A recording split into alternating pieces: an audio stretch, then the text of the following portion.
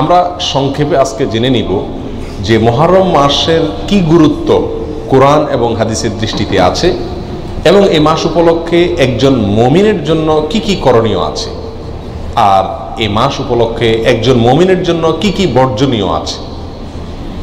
প্রথম কথা হলো, মুহররম মাস এটি হলো কোরআনে কারীমের সূরা তাওবার 36 নম্বর আয়াতে ঘোষিত বছরের 12 মাসের 4টি সম্মানিত মাসের অন্যতম। আল্লাহ সুবহানাহু ওয়া তাআলা কোরআনে কারীমে সূরা তাওবার 36 নম্বর আয়াতে ইরশাদ করেছেন, মিনহা আরবাতুন হুরুম, বছরের যে 12টি মাস আছে তার মধ্য থেকে 4টি মাস হলো সম্মানিত মাস, বিশেষ মর্যাদাপূর্ণ মাস।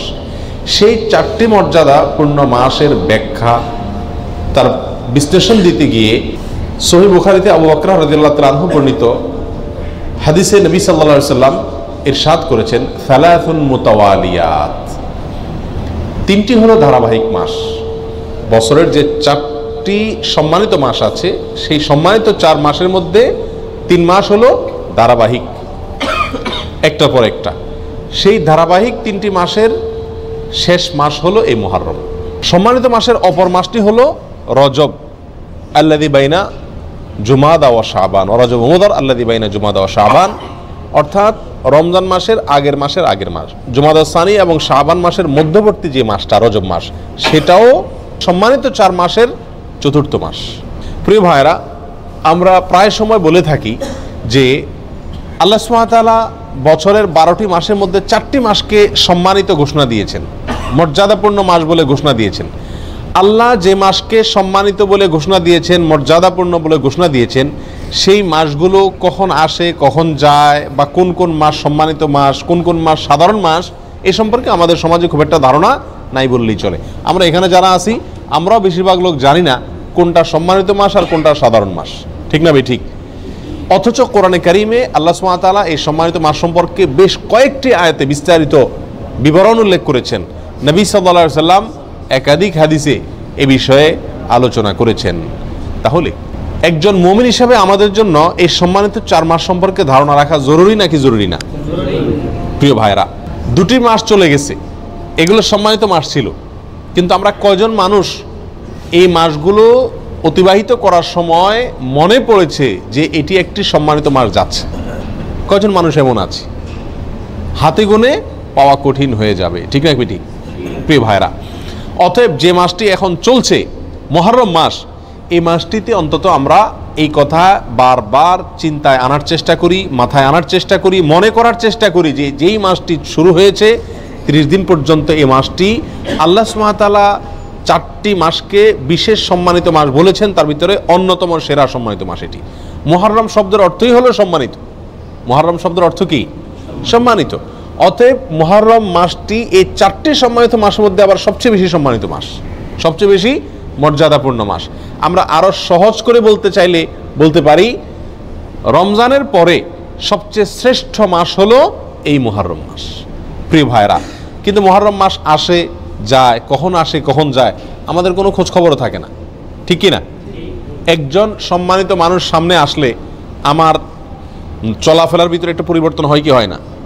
আপনি হয়তো পাও মেলে বসে আছেন, আপনার শ্বশুর আসছেন, আপনার বাবা আসছেন, আপনার শিক্ষক আসছেন, মুরব্বী আসছেন, তো আপনি নড়ে চড়ে বসেন কিনা? সম্মানিত মাস আসছে, কিন্তু আমাদের ভিতরে কোনো নড়ে চড়ে বসা বসি নাই। আমরা আগে যেমন ছিলাম এ মাসেও তেমন আছি। এর মূল কারণ হলো আমরা জানিই না যে এটি একটি সম্মানিত মাস। এই মাসকে আল্লাহ তাআলা কি দিয়েছেন? সম্মান দিয়েছেন, মর্যাদা দিয়েছেন, ঠিক না ভাই? ঠিক। প্রিয় ভাইরা, অতএব যে মাসটি শুরু হয়েছে এই মাসটি সম্মানিত মাস, এই কথাটি আমাদেরকে মনে রাখতে হবে, বারবার মনে আনতে হবে। সম্মানিত মাসের করণীয় কি? সবচেয়ে বড় কথা হলো সম্মানিত মাসের সম্মান দেওয়া। সম্মানিত মাসের কি দেওয়া? সম্মানী মানুষকে যেরকম সম্মান দিতে হয়, আল্লাহ যেহেতু এই মাসকে সম্মানিত ঘোষণা করে দিয়েছেন, অতএব এই মাসকে সম্মান দেওয়া। এই মাসকে সম্মান আমরা কিভাবে দেব? নেক কাজ, ভালো কাজ, 5 ওয়াক্ত সালাত ইত্যাদি, এগুলোকে সময় মতো আদায় করব। অন্য মাসে যদি একটু গাফলতি করি, এই মাসে গাফলতি করব না। এই কথা মাথায় রেখে যে এটা সাধারণ মাস না, এটা কি মাস? সম্মানিত মাস। যারা সবসময় বিড়ি সিগারেট খায় এরা কিন্তু শ্বশুরের সামনে খায় না, ঠিক কিনা? কেন? যে আমি খারাপ কাজ করি, কিন্তু তাই বলে শ্বশুরের সামনে খারাপ কাজ করে আর ডবল খারাপ কাজ করব না, ঠিক কিনা? অতএব একজন মুমিন একটি সম্মানিত মাস, একটি মর্যাদাপূর্ণ মাস যখন অতিবাহিত করবেন, তিনি তখন অন্য সময় যে গুনাহের কাজগুলো করেন, এই মাসে সে গুনাহের কাজগুলো করতে ভাববেন যে এই মাসকে আল্লাহ সম্মান দিয়েছেন, আল্লাহর দেওয়া সম্মানকে আমার রক্ষা করতে হবে, বিধায় গুনাহ করা যাবে না। আল্লাহ কোরআনে বলছেন, ফালা তাজলিমু ফিহিন্না আনফুসাকুম, তোমরা সম্মানিত মাসসমূহে নিজেদের প্রতি কি করো না, অবিচার করো না। বিভিন্ন তাফসীরের কিতাবে উলামা ইকরাম লিখেছেন যে এখানে অবিচার করা বলতে আল্লাহ সুবহানাহু ওয়া তাআলা গুনাহের কথা বুঝিয়েছেন, অর্থাৎ এই সম্মানিত মাসসমূহে নিজের প্রতি নিজে অবিচার করো না, পাপাচার করে গুনাহের কাজ করে। অন্য সময়ও গুনাহ করা নিষেধ, কিন্তু সম্মানিত মাসে গুনাহ করার নিষেধাজ্ঞার মাত্রাটা আরো বেশি, গুরুত্বটা বেশি। প্রিয় ভাইরা, অতএব এই মাসে অন্তত মাঝে মধ্যে মনে করব, স্মরণ করার চেষ্টা করব যে এটি একটা কি মাস যাচ্ছে, সম্মানিত মাস যাচ্ছে। আর সম্মানিত 4টি মাস মুখস্থ করে নিব, জিলকদ, জিলহজ, মুহররম, আর 4 নম্বর হলো রজব, রমজান মাসের আগের মাস। মনে থাকবে তো ইনশাআল্লাহ? প্রিয় ভাইরা, মুহররম মাসের একটি বিশেষ করণীয় আছে, আর সেই করণীয়টা হলো এই মাসে বেশি বেশি নফল রোজা রাখা, নফল সিয়াম রাখা। নবী সাল্লাল্লাহু আলাইহি সাল্লাম সহিহ মুসলিমের হাদিসে আসছে, তিনি ইরশাদ করেছেন, আফদালুস সিয়ামি বা'দা রমাদান শাহরুল্লাহিল মুহররম, রমজানের পরে সবচেয়ে উত্তম রোজা হলো আল্লাহর মাস মুহররম মাসের রোজা। আল্লাহর মাস মুহররম মাসের রোজা। মুহররম মাসকে কার মাস বলা হয়েছে ভাই? আল্লাহর মাস বলা হয়েছে। কে বলেছেন? রাসূল করিম সাল্লাল্লাহু আলাইহি ওয়াসাল্লাম। অতএব এই মাসটির বিশেষ মর্যাদা, এক তো সম্মানিত 4 মাসের একটি মাস, আরেকটি মর্যাদা পেলাম যে এই মাসকে আল্লাহর মাস বলে নবী সাল্লাল্লাহু আলাইহি ওয়াসাল্লাম এই মাসকে বিশেষ সম্মান দিয়েছেন। বলে অন্যগুলা কার মাস? অন্যগুলাও আল্লাহর মাস, কিন্তু এটাকে আল্লাহর দিকে সম্বন্ধ করে এই মাসের বিশেষ মর্যাদা, স্পেশাল মর্যাদার কথা ইঙ্গিত করা হয়েছে। প্রিয় ভাইরা, অতএব এই মাসের করণীয় হলো বেশি বেশি নফল রোজা রাখা। রমজানের পরে সবচেয়ে উত্তম নফল রোজার জন্য উত্তম মাস হলো এই মাস, নফল রোজার শ্রেষ্ঠ মাস মুহররম মাস। প্রিয় ভাইরা, আমরা বেশিরভাগ মানুষ মুহররম মাস উপলক্ষে আশুরার 1-2টা রোজা রাখি, ওইটা আশুরা উপলক্ষে, ওটা ভিন্ন।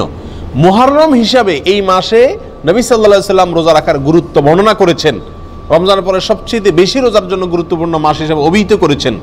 তিনি নিজে অবশ্য শাবানে রেখেছেন, এই মাসে রাখার সুযোগ তিনি পান নাই। এই মাসে রোজার ফজিলত নাজিল হওয়ার পরে তিনি রাখার সুযোগ পান নাই, তার আগেই হয়তো তিনি দুনিয়া থেকে বিদায় নিয়ে গেছেন, আর সেজন্য তিনি রাখতে পারেন নাই, কিন্তু আমাদেরকে জানাই গেছেন। প্রিয় ভাইরা, মুহররম তো প্রতিবারই আমাদের জীবনে একবার করে আসে, প্রতি বছরই একবার করে আসে।